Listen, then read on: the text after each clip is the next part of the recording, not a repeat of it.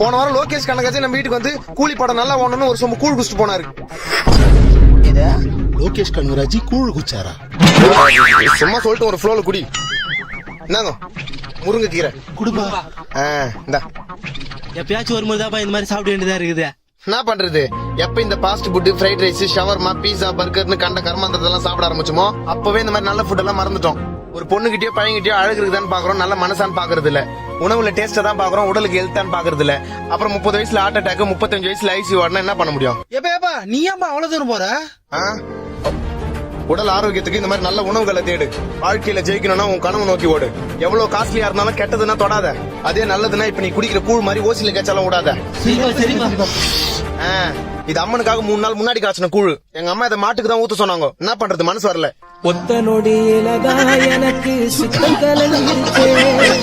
மொத்த உலகமுமே அடடா